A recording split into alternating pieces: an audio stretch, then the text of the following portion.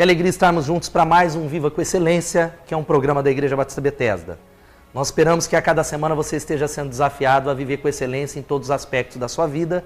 E essa semana nós temos quadros muito especiais preparados para você. Eu quero desafiar você a ligar pelo menos para 3 pessoas para acompanhar o nosso programa até o final. Hoje nós vamos conversar sobre um assunto muito relevante que é a Bíblia. A importância da Bíblia para a vida pessoal, porque todo mundo tem pelo menos uma Bíblia na sua casa. E a gente vai conversar daqui a pouquinho com o Marcos Soares, que é fundador do Ministério Alvo. E eu desafio você a acompanhar o nosso programa até o final. Hoje no Viva com Excelência nós vamos conversar sobre um assunto da mais alta importância, que é sobre a Bíblia. Todo mundo que está em casa tem pelo menos uma Bíblia aí, e a gente quer conversar sobre a importância da Bíblia. Eu vou bater um papo com o Marcos Soares, ele é fundador do Alvo Equipando para Vida e Ministério, que é um ministério que fala do ensino da Bíblia. E muito bem-vindo, Marcos, aqui no Viva com Excelência, muito bom ter você aqui conosco. Muito obrigado, pastor Ricardo, parabéns pelo seu programa e pela iniciativa de excelência que você está fazendo. Marcos, para que esse assunto, esse bate-papo seja algo pessoal para quem está em casa, né, seja algo bem prático, fale sobre a importância da Bíblia para a vida pessoal. Por que a Bíblia é tão importante? Pastor, a gente poderia comparar a importância da Bíblia na vida pessoal à importância do manual do proprietário de um veículo. O fabricante do veículo é quem mais entende dele.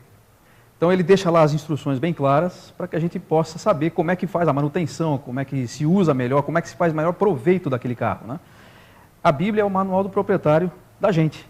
Deus é o nosso Criador, o manual do proprietário é a Bíblia. Então, se a gente quer saber como a Bíblia é prática para nós, é só você olhar para ela e você vai saber como a sua vida pode ser melhor direcionada e melhor tocada através do manual. E como muitos não usam o manual, assim é na vida, né? Muita gente não sabe. Sim.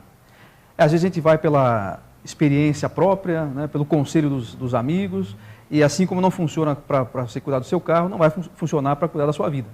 E Marcos, a Bíblia é fato, isso é o livro mais vendido de todos os tempos, e mesmo em meio a tanta oposição, tantos movimentos e revoluções, os homens não foram capazes de destruir a Bíblia que nós cremos, né? Que a Bíblia é a palavra de Deus. O que faz da Bíblia um livro tão singular?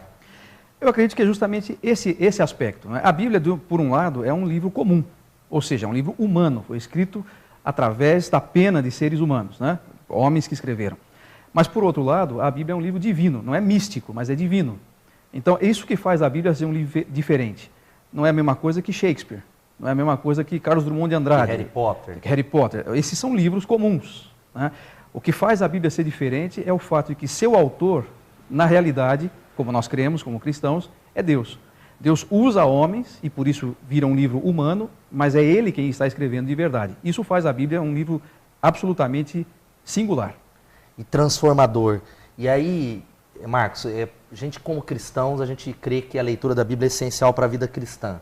Quais são os benefícios? Talvez quem está em casa tem uma Bíblia, alguém que está numa caminhada cristã e talvez diz, olha, eu sou cristão, mas eu não leio a Bíblia. Quais são os benefícios da leitura da palavra de Deus? Bom, é a mesma coisa que você imaginar que você pode viver sem comida, né? Na sua vida natural, você precisa de se alimentar. A Bíblia nos alimenta. A Bíblia, como você disse, e nós cremos isso também, é a palavra de Deus. Não é só que ela contém a palavra de Deus, mas ela é a palavra de Deus. Portanto, a Bíblia é vida. Não são as palavras propriamente, a letra que está escrita ali, mas o que ela faz na gente, né? Ela é transformadora. A Bíblia não é só informação, a Bíblia é também formação. Então, a Bíblia, como Jesus falou, as minhas palavras são espírito e são vida. A Bíblia traz para o crente ou para aquele que crê, né? Aquela possibilidade de se manter vivo, se manter sabendo como é que ele faz para ter comunhão com Deus. Eu acho que é interessante, até isso que você falou, 2 coisas aí. Primeiro, a Bíblia é a palavra de Deus. Eu me lembro que tinha um cântico na minha infância que dizia que aquilo marcou a minha história e a minha caminhada espiritual. Sei que a Bíblia é a palavra de Deus, sei que a Bíblia é a palavra de Deus. Outra da sua fala é que a Bíblia, ela transforma aqueles que creem. Sim. Então é importante isso. Sim. A base da diferença que a Bíblia faz para uma pessoa ou para outra é a fé. Para você dizer que a Bíblia é a palavra de Deus, essa é uma escolha que você faz, uma escolha intelectual e também uma escolha do coração. Se eu digo que a Bíblia é a palavra de Deus, eu a coloco acima de qualquer outro tipo de literatura. Ela fica com um peso de autoridade que as outras coisas não têm. Existem livros muito bons, inclusive sobre a Bíblia, né, pessoas que fazem comentários, que escrevem e tal, que podem ser extraordinários, mas eles nunca terão o mesmo peso e a mesma autoridade que a Bíblia. Talvez para quem está em casa entender isso, talvez você que está assistindo o nosso programa, acho que essa é uma palavra. Como é que a Bíblia é a palavra de Deus para nós, mas por quê? Porque ela tem autoridade sobre a nossa vida. Sim. Porque senão ela passa a ser um livro Passa a ser um livro comum, né? Agora, é justamente para você chegar a esta conclusão, você precisa de fé. Eu não estou falando nem de você precisa de uma religião, você precisa de fé. Porque se você não crê nisso, e como eu disse, a fé é uma escolha, você escolhe crer. Então, você, a partir dessa escolha, define que essa palavra é autoritativa para a sua vida. Agora, a gente não faz essa escolha simplesmente porque alguém nos falou. Por isso eu digo que não é dos meus pais. Exato, por isso que eu digo que não é uma questão religiosa, né? Você faz isso porque a Bíblia ela é a própria testemunha de si mesma. Como é que a gente sabe que a Bíblia é verdade?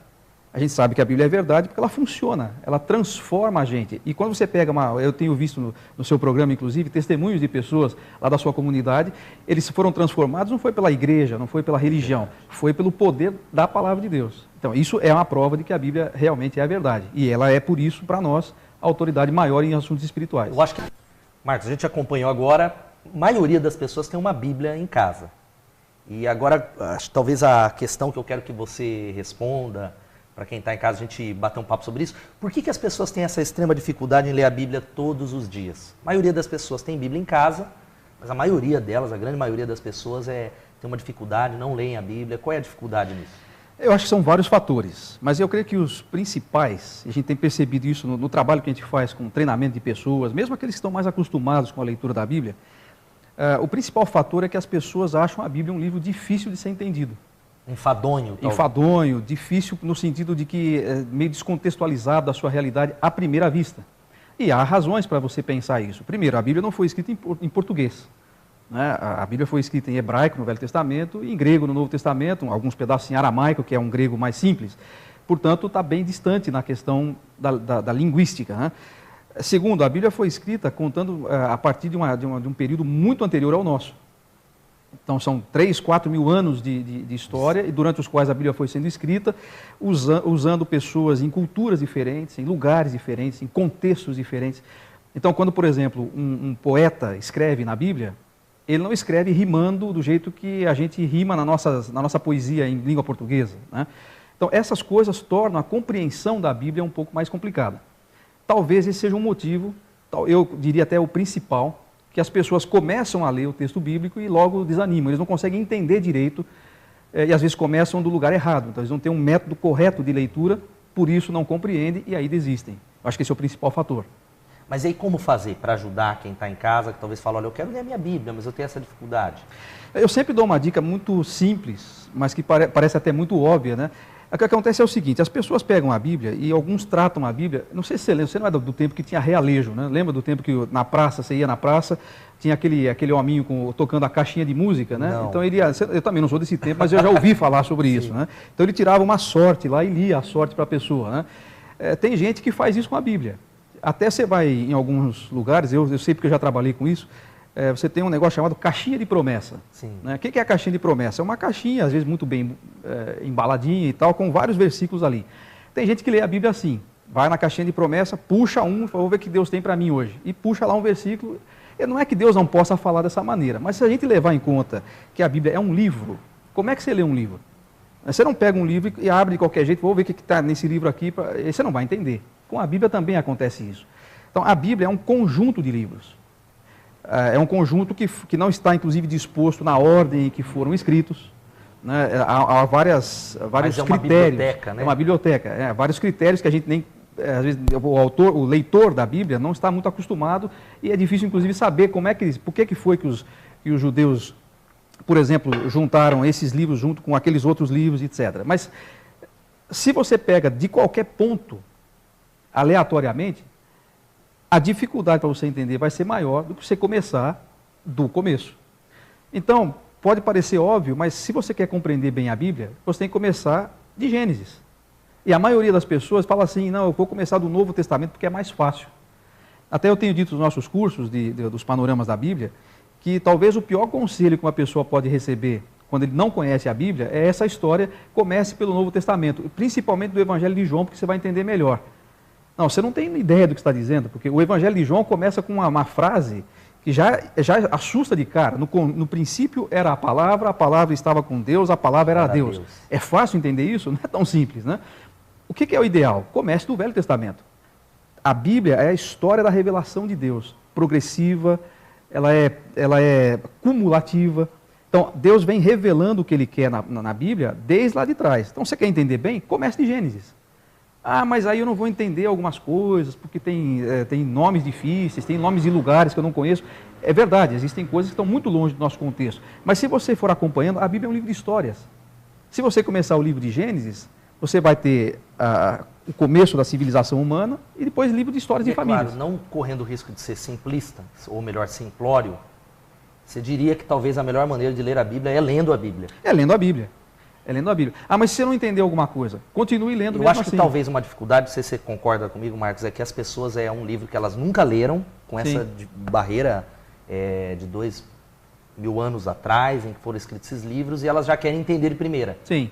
Pegam, não conhecem o contexto e desistem. Sabe um paralelo que a gente pode fazer? Se você pegar um escritor brasileiro, ou pelo menos de língua portuguesa, que tem escrito alguma coisa no século passado, Machado de Assis, por exemplo. Não é tão simples entender Machado de Assis. E Machado de Assis era um brasileiro, escreveu em língua portuguesa, com cenários que a gente pode relativamente conhecer, familiares. Né? E se você pegar desavisadamente um livro de Machado de Assis, você não entende. Porque o contexto já é diferente do nosso. A linguagem é diferente, mais rebuscada, tem termos que você não está acostumado. Então você imagina você pegar a Bíblia, que foi escrita muito antes de Machado de Assis, né, se vai ser simples. Agora, o que eu diria é que não é que a Bíblia é difícil de ser entendida, é que dá um certo trabalho.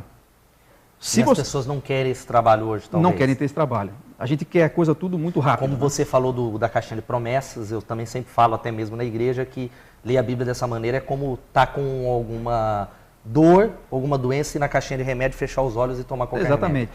Você não pode ter pressa se você quer entender a Bíblia. Deus não é um Deus apressado, por isso que ele levou tanto tempo para se revelar.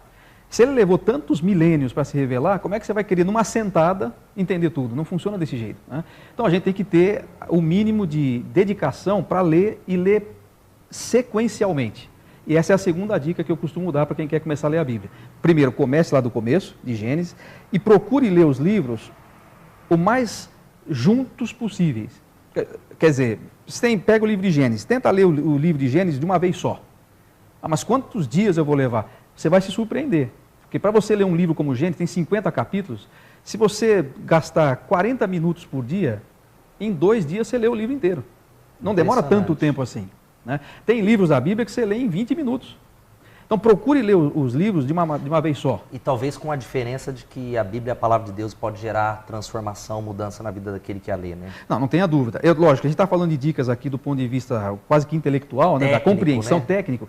Mas o propósito pelo qual você tem que ler a Bíblia não é simplesmente por curiosidade, ou por divertimento. Conhecimento. Não, conhecimento, embora tudo isso vai acabar acontecendo. Por incrível que pareça, você consegue se divertir lendo a Bíblia. Né? Tem histórias até que são engraçadas. Você consegue aprender muita coisa sobre a história, sobre os povos e tal. Mas a Bíblia não foi escrita só para isso. Aliás, eu nem diria que ela foi escrita para isso. A Bíblia foi escrita para que a gente conheça o coração de Deus e possa ser transformado por isso. Então você pode dizer que a Bíblia é talvez, colocada de uma maneira simples para quem está em casa nos assistindo, é uma carta de amor de Deus para a humanidade? Sem dúvida. Seria uma bela descrição da Bíblia. É uma carta de amor de Deus para a humanidade. Agora, se a gente quer conhecer mais do que a carta, o autor da carta, a gente tem que ler. Acho que é chave isso, então, nesse papo que você está falando. Olha, muito interessante. Se a gente quer conhecer Deus, é através da Bíblia. Sim. Sim. Deus se revela de outras formas, é verdade. Né? Deus fala de outras maneiras, não é só através da Bíblia. Mas a Bíblia é um documento, né? A Bíblia é um registro, então você não tem nem desculpa para não conhecer a Deus. Né? Você falou que todo mundo tem uma Bíblia em casa, eu diria que todo mundo tem mais de uma Bíblia em casa. É verdade. Tem várias versões, você tem hoje na internet, você pode fazer um download no celular. Esses dias eu estava com um menino do meu lado na igreja, um adolescente, e eu achei que ele estava mexendo no celular na hora da mensagem, né? Eu fui me virar para dar uma bronca nele, mexendo no celular. Na verdade, ele não estava mexendo no celular. Antes de eu falar com ele, ele voltou comigo e falou assim, olha aqui, ó, o pastor leu nessa versão aqui, mas tem mais 2 aqui, comparando, quer dizer, uma facilidade. O mundo mudou. O mundo mudou e ninguém mais pode dizer que não tem acesso à Bíblia, né? Todo mundo tem. Agora, precisa pegar pelo menos aqui no Brasil. né? Pelo em menos grande aqui no parte Brasil. do mundo, né? Sim. E é isso que acontece, né, Marcos? Quando alguém coloca a vida nas mãos de Deus, Jesus, e através da palavra a vida é mudada e tem uma mudança de 180 graus. Sim. Não há outro livro que consiga fazer isso, né?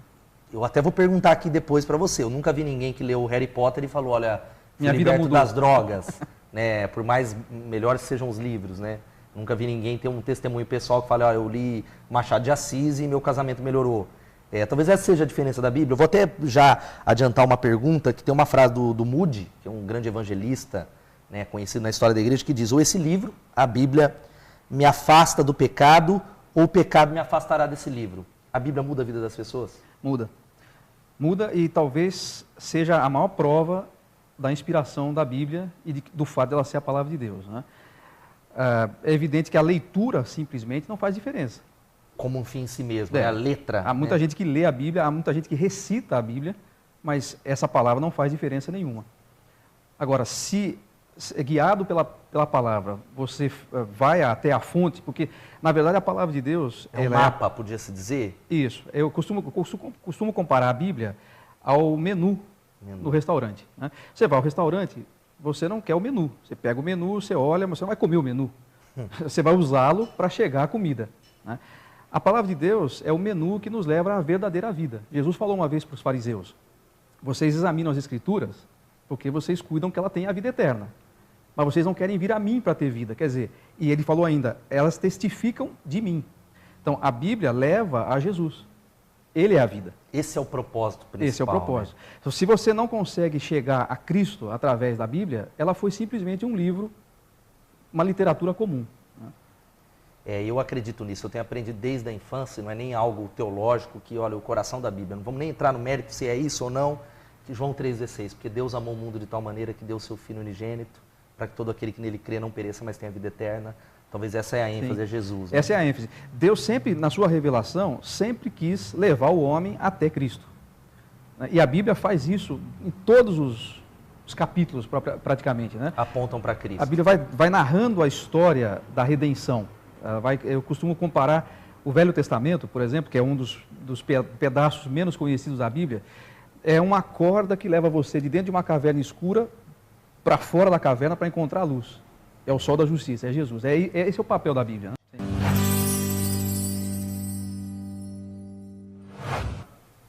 Marcos, para a gente fechar a nossa conversa, que dicas você tem para quem está em casa, como recuperar a relevância, a centralidade da Bíblia na vida das pessoas e da família? Pode parecer muito óbvio, mas a dica é, comece a ler a Bíblia. Comece a ler a Bíblia do começo, procure ler textos mais longos, livros inteiros, anote aquilo que você não entendeu, procure uma pessoa que tenha mais vivência no estudo da Bíblia, tire suas dúvidas e peça a Deus, quando você for orar, que te ajude a entender. Porque Ele escreveu para você entender. Ele não escreveu para ser um mistério, Ele quer que você entenda. Interessado, Ele né? é o maior interessado. Peça a Ele que Ele... Inclusive a Bíblia fala isso. Se você precisa de sabedoria, peça a Deus que Ele vai dar. Leia pedaços inteiros, faça suas anotações e ore. São 3 dicas muito simples, mas que podem te ajudar a ouvir Deus falando através da Bíblia. Muito bom. Marcos, aí para fechar, me fala um pouquinho, né, para quem está em casa, sobre o Ministério Alvo, como é que eles podem se envolver, igrejas, quem está assistindo o programa, um pouquinho sobre o Alvo. O Alvo é um ministério que treina líderes e professores para ensinar a Bíblia para as pessoas, para fazer com que ela seja relevante, né, para o nosso mundo, para as realidades que nós enfrentamos hoje. Então, a gente vai até as igrejas, as comunidades e oferece treinamentos de 8 horas, normalmente feito num sábado, para professores, para formação de líderes, para as pessoas descobrirem seus dons. É um serviço voltado para capacitação ministerial nas igrejas. Muito bom.